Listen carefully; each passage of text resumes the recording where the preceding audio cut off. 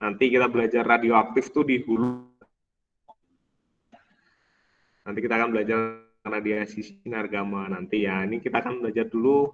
Ini tahu kan tokohnya namanya siapa? Magneto. Magneto ya. Ya, Magneto dari kata magneti ya. Nah, nanti kita juga akan belajar di situ ada gaya magnet dan medan magnet ya. Ini kalau di film-film itu dia dapat menarik mobil misalnya atau menarik bisa membengkokkan besi dan sebagainya. Pokoknya berhubungan dengan logam-logam lah ya. Tuh. Oke, kita akan lihat dulu sejarah dari magnet. Apa itu magnet? Ya. Lebih dari 2000 tahun yang lalu itu orang Yunani yang hidup di Magnesia itu menemukan batu yang istimewa, ya kan? Batu itu dapat menarik benda-benda yang mengandung logam. Jadi ketika batu itu digantung, ya digantung dengan tali, batu itu akan berputar menunjukkan salah satu ujungnya menunjukkan arah utara, ya, utara selatan ya pastinya ya. Karena batu itu ditemukan di Magnesia, maka orang Yunani menamainya magnet, ya kan? Maaf telat, Hah? maaf telat. Oh ya, dari mana Davin? Pak Eko tunggu loh. Tadi kata Dela jangan mulai pelajarannya dulu Pak sebelum Davin datang gitu katanya. Nggak, bohong Davin. Ya, silakan Davin. Oke, nah ini lucu kalau misalnya dulu ditemukan di Bandung. Nggak tahu mungkin namanya Bandung Sia ya. Oke, tadi batu, nah ini masih diterapkan teknologinya ini kan dalam kompas ya kan. Jadi menunjukkan arah utara dan selatan. Nah, nanti ada hubungannya juga dengan medan magnet bumi ya nanti. Oke. Nah, magnet itu selalu memiliki dua kutub, yaitu kutub utara dan kutub selatan ya. Kutub-kutub yang senama bila didekatkan akan saling menolak dan kutub yang berbeda itu akan saling tarik-menarik ya kan. Kutub-kutub ini selalu ada pada setiap magnet walaupun magnet tersebut dipotong menjadi potongan magnet yang kecil ya. Jadi magnet itu kalau dipecah lagi sampai bagian kecil juga tetap ada dua kutub ya, kutub utara, kutub selatan. Dipecah lagi sampai bagian kecil dia akan menunjukkan dua kutub tadi. Kekuatan gaya magnet berasal dari interaksi antara kutub-kutub magnet yang ditimbulkan dari gerakan muatan listrik elektron pada benda. Ya. Nah, ini misalnya contoh ini benda yang misalnya magnet permanen atau yang sudah bermagnet, kita akan membuat bahan yang tidak bermagnet atau namanya bukan magnet ya, tidak bersifat magnet, bisa menjadi magnet. Caranya dengan cara kita dapat mendekatkan ya, atau dalam partikel yang dalam benda yang tidak bersifat magnet, misalnya besi, itu kita dapat membuat ini menjadi bersifat magnet walaupun sementara ya. Caranya kita akan mendekatkan magnet yang permanen itu ke bahan yang bukan magnet. Maka partikel-partikel atau atom-atom atau bagian kecil dari magnet ini atau ya kan tadi dia akan mengkutub ya, seperti ini. Sebelumnya tidak teratur. Kemudian kita didekatkan yang utara tadi, maka akan berdekatan dengan selatan. Jadi akan terjadi dua kutub ya. Walaupun ini tidak terjadi secara selamanya ya, kecuali pada beberapa magnet yang sulit untuk berubah lagi, misalnya magnet baja ya kan. Kalau magnet besi itu ketika dipukul atau dibakar maka sifat kemagnetannya akan hilang. Oke, next saja. Medan magnet. Nah, medan magnet itu adalah daerah di sekitar magnet yang masih bekerja gaya magnet. Kemarin kita sudah tahu juga tentang medan listrik. Kalau medan listrik itu daerah di sekitar muatan listrik yang masih terdapat gaya kolom atau gaya listrik, ya kan? Nah, sama juga seperti medan magnet, daerah sekitar magnet yang masih bekerja gaya magnet. digambarkan oleh garis gaya magnet, ya kan, yang menyebar dari kutub-kutub magnet, ya kutub utara dan kutub selatan tadi, ya. Pada dasarnya sumber medan magnet tidak hanya magnet permanen, tetapi juga dapat berupa elektromagnet, yaitu magnet yang dihasilkan oleh arus listrik atau muatan-muatan listrik yang bergerak. Nah, kalau kita ada yang pernah membuat percobaan elektromagnet, elektromagnet itu besi misalnya, besi atau paku, ya. Kalau kalian pernah mencoba, kemudian dia dililiti dengan kawat, ya. Oke, ya nih. Kalau kalian pernah membuat percobaan ini, jadi ada paku, ya misalnya paku, kemudian dibuat kumparan atau dililiti dengan kawat, ya. Kemudian kawat ini dihubungkan dengan sumber tegangan, ya kan? Nah ini misalnya pakunya. Nah paku tadi dapat menarik paku-paku kecil, ya. Paku-paku kecil itu dapat tertarik. Ini yang disebut dengan elektromagnet, ya. Selain tadi dengan cara didekatkan untuk membuat magnet, itu salah satu cara lainnya juga dengan elektromagnet. Artinya memberikan arus. Nah ini nanti ternyata ada hubungan antara arus dan magnet, ya, listrik dengan magnet. Oke. Nah bedanya apa sih antara medan listrik dan medan magnet? Ya, bedanya apa antara magnet itu dan listrik? Ya, kan sama tuh medan, sama-sama ada gayanya, ya, ada gaya listrik, ada gaya magnet. Nah bedanya kalau listrik itu kan gaya listrik itu timbul ketika ada muatan positif atau muatan negatif. Kalau muatan positif dia akan timbul gaya-gayanya yang menuju keluar, ya kan? Sedangkan kalau muatan negatif dia akan menuju ke dalam seperti ini, ya kan? Kemarin kita sudah belajar interaksi gaya ini kan kalau positif negatif itu gimana, itu kemarin sudah kita pelajari. Bedanya dengan magnet, magnet itu selalu punya dua kutub, ya. Walaupun dipecah kecil-kecil, dia akan selalu ada dua kutub tadi, utara dan selatan, ya, utara dan selatan, north and south, ya. Oke, south ya, utara dan selatan. Jadi selalu ada dua kutub ini, walaupun dipecah kecil-kecil, dia akan ada dua kutub tadi. Jadi pahami ya? Kalau untuk listrik atau gaya listrik atau medan listrik, dia pada muatan-muatan ini. Muatan ini terpisah, muatan positif, ada muatan negatif, ya kan? Sedangkan kalau untuk magnet itu pasti selalu dari dua kutub, ya. Selalu partikelnya itu yang mengandung magnet tadi selalu akan ada kutub utara dan kutub selatan, di mana ini misalnya, di mana kutub utara dia akan arah medan magnetnya dia akan keluar seperti ini, ya, keluar. Jadi kemudian yang ke selatan itu menuju. Nah ini berarti menuju ke sini. Nah seperti ini gambarnya, ya. Ini kalau saya lihat dengan magnet kecil, ya dia akan selalu menunjukkan arah medannya, ya. Tuh. Sampai sini bisa dipahami rekan-rekan.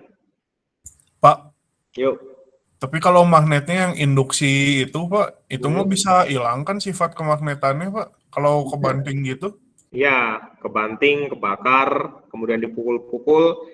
Makanya kan soalnya sifatnya tuh tadi tidak permanen, karena tadi ketika partikel atau magnet itu tidak searah ya, acak gitu, maka dia tidak bersifat magnet. Tapi ketika tadi, nah ini misalnya, ketika dia udah searah, nih, maka dia bersifat magnet, ya.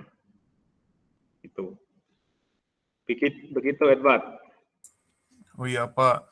Oke, saya lanjut ya. Nah, ada beberapa jenis magnet, ya kan? Ada magnet batang. Nah, magnet batang berarti arah utaranya seperti ini. Selalu ada, kalau magnet itu selalu ada utara dan selatan. Dia tidak bisa terpisah sendiri. Jadi kalau ini saya potong ya dia akan jadi selatan utara, kemudian selatan utara. Nih, kalau saya potong lagi juga akan seperti itu, ya. Saya potong kecil ya selalu ada dua kutub, ya, bedanya itu, ya. Nih, magnet batang arah utara selatannya seperti ini. Ada yang arah utara, kemudian selatannya. Kalau magnet tapal kuda atau magnet U itu seperti ini, ya. Utara selatannya di ujung-ujungnya. Nah, ini yang tadi yang disebut dengan elektromagnet, ya. Ketika kumparan diberi tegangan atau diberi arus, ya, maka akan timbul medan magnet, ya. Arahnya seperti ini. Kemudian tadi kalau ada yang saling kutubnya itu berlawanan, ya, dia akan tarik menarik, dan ketika kutubnya itu berlawanan dia akan tolak menolak, ya, hampir sama seperti muatan, ya. Tapi kalau muatan listrik itu dia tunggal, ya, bisa positif bisa negatif. Kalau magnet selalu ada dua kutub. Oke, medan magnet pada kawat berarus. Nah, terjadinya medan magnet oleh arus listrik itu pertama kali ditemukan oleh Hans Christian Ørsted, ya.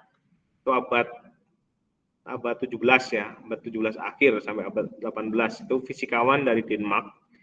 Itu mengemukakan bahwa sebuah jarum magnet dapat disimpangkan oleh suatu arus listrik yang mengalir melalui seutas kawat konduktor. Jadi dia tuh waktu melakukan percobaan listrik itu ada kompas di dekatnya. Ketika dia menyalakan arus atau memberikan arus pada suatu kawat, nah, tiba-tiba kompas itu menyimpang. Berarti di situ ada terjadi perubahan medan magnet. Nah, di sini ketika diberi arus, maka kompasnya ini menyimpang. Ternyata berarti kesimpulannya kawat berarus ini juga menimbulkan medan magnet.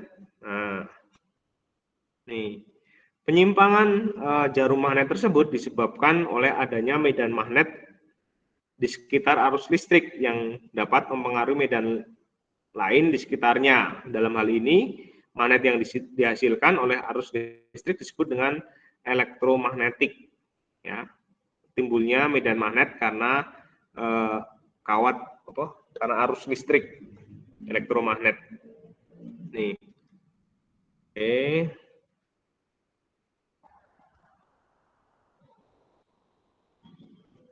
Oke, ini ya, kalau gambarnya tadi.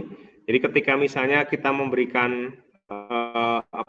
pasir besi di sini, kemudian saya nyalakan, saya berikan arus pada kawat, itu kemudian di sini akan terjadi pasir ini membentuk pola-pola, ya, menunjukkan adanya medan magnet. Nah, berarti dapat disimpulkan sama Ørsted tadi, waktu kita habis, ya. Medan magnet yang dihasilkan oleh elektromagnetik itu mempunyai arah, ya kan? Untuk menentukan arah medan magnet dapat digunakan aturan tangan kanan. Nih, aturan tangan kanan. Jadi, aturan tangan kanan seperti ini. Jadi, ketika ada arus listrik, ini ibu jari ini mewakili arus. Kalau ke atas berarti arah arusnya ke atas, maka arah medannya kemana? Arah medannya sesuai dengan arah jari-jari yang lain. Dia mengelilingi, ya. Dia ada di sekitar kawat berarus ini, ya. Nah, itu arus listrik, sedangkan tadi lipatan jari itu menunjukkan arah medan magnetnya, ya. Nih. Ini contohnya, ya. Jadi kalau arusnya ke atas, maka medan magnetnya seperti ini arahnya. Ya. Berarti ini kan arus itu vektor, medan magnet juga vektor, ya. Nih, semakin besar kuat arus, maka semakin besar kuat medan magnetnya, dan semakin jauh jaraknya terhadap kawat, ya tentunya medan magnet juga semakin kecil, ya kan? Secara matematis oleh Biot-Savart, kuat medan dirumuskan dengan ini. Nih, B sama dengan mu0 kali I per 2pi kali A, di mana B itu adalah kuat medan magnet. Nah, satuannya Tesla. Ini kalian sudah tahu siapa Tesla itu, ya, kemarin. Itu menghormati Tesla. Nih. Tesla itu sama dengan Weber per meter persegi. Kemudian mu0 itu permeabilitas ruang hampa, dan I itu kuat arus. A itu adalah jarak titik ke kawat. Nih. Jadi semakin jauh dari kawat, maka kuat medan semakin kecil. Ya. Nah, ini untuk menggambarkan medan magnet tadi. Kalian lihat nih, sebenarnya kan kalau arusnya ke atas kan medan magnet arahnya seperti ini, melingkar seperti ini. Nah, karena ini gambar 2 dimensi, maka ketika dia masuk ke gambar, ya kan ini kan masuk ke gambar, maka tandanya di situ adalah cross. Kita kalau lihat anak panah itu, anak panah yang menjauh dari kita kan kalau kita lihat itu cross seperti ini ya. Kalau ini anak panah, ini yang apa namanya? Buluhnya ya, buluh panah itu ya. Nah, maka kalau dilihat dari belakang ini kan menuju ke bidang gambar. Dan yang ke sini itu yang menuju ke kita, mata kita. Ini arahnya yang menuju ke kita. Ya. Kalau dibalik ya jadi kebalik. Kalau arusnya ke bawah sesuai aturan tangan kanan tadi, ya kita balik gini, maka arah medan magnetnya kan seperti ini. Yang ke sini itu adalah cross, masuk, ya kan? Masuk ke sana. Yang menuju mata kita yang sebelah sini dot, ya menuju ke mata kita. Ya. Wah, mantap sekali ya waktu kita ya. Tapi istirahat ini ya sekarang ya. Habis ini istirahat kan? Iya, Pak. Oh ya, kalau gitu saya cerita aja lah. Beberapa yang penting, ternyata bumi itu berperilaku sebagai medan magnet, ya kan? Ini, jadi misalnya bumi, ini kutub utara, kutub selatan. Nah, kutub-kutub magnet bumi itu agak sedikit menyimpang, mungkin seperti ini ya. Nanti kalian bisa lihat pastinya. Jadi kalau kita gambarkan sebagai apa tadi magnet batang, itu kutub-kutubnya itu agak geser sedikit ya. Tapi berkebalikan, kalau di sini kutub utara, maka di sini adalah kutub selatan dari magnet bumi ya. Kemudian kalau ini kutub selatan, ini kutub utara. Jadi dari utara itu nanti medan magnetnya dia akan ke sini, ya kan, yang keluar, kemudian baru masuk ke sini, ya. Tuh. Gunanya apa? Nah, ternyata medan magnet ini melindungi bumi itu dari radiasi kosmik, ya, seperti badai matahari, kemudian pancaran sinar dari bintang, ya. Dan itu melindungi atmosfer kita, ya. Atmosfer kita itu dari partikel-partikel radiasi tadi. Seperti Mars itu karena atmosfernya kecil, ya, tipis, atmosfernya tipis. Jadi karena medan magnetnya di sana juga kecil, ya kan. Jadi akibatnya apa? Jadi kalau ada asteroid atau apa itu, dia akan lebih sering menumbuk permukaan Mars daripada di bumi. Kalau di bumi kan kita punya atmosfer ya, jadi ketika ada asteroid di luar angkasa itu besar sampai bumi, dia akan pecah dan terbakar ya, karena bergesekan dengan atmosfer tadi ya. Ini salah satu keuntungan dari medan magnet bumi, dia melindungi bumi dari partikel-partikel atau radiasi kosmis ya, sinar kosmis ya. Kemudian salah satu peristiwa yang menarik kalau melihat hubungannya dengan medan magnet itu adalah aurora ya.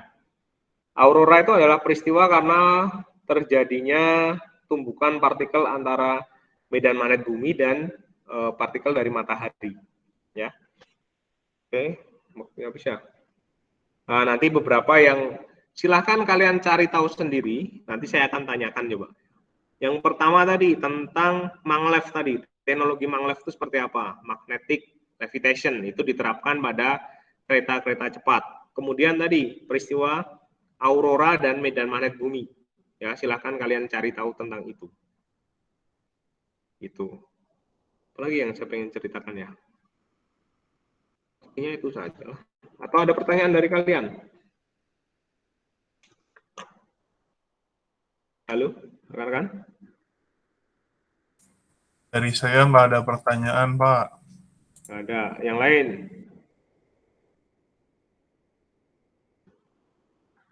Yang lain apakah ada pertanyaan?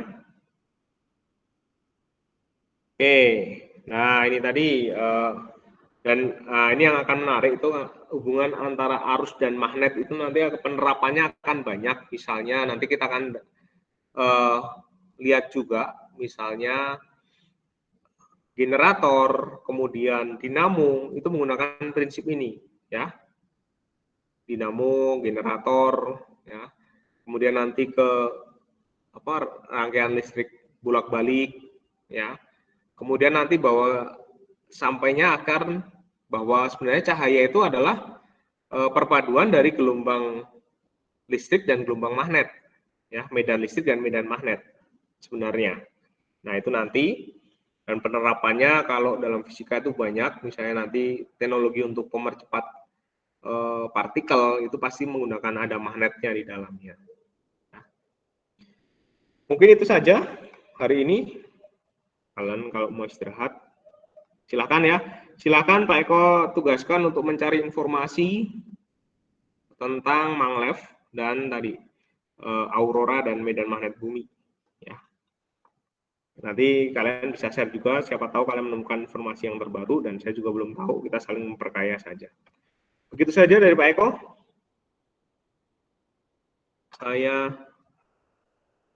Ini saya sudah mengakhiri ini ya. Udah tidak share screen ya? Udah Pak, baru selesai share screen-nya. Oh ya udah. Ya udah, gitu saja. Besok kita lanjutkan lagi. Boleh leave meet, silahkan. Boleh istirahat. Makasih Pak. Yo. Makasih Pak. Makasih, Pak.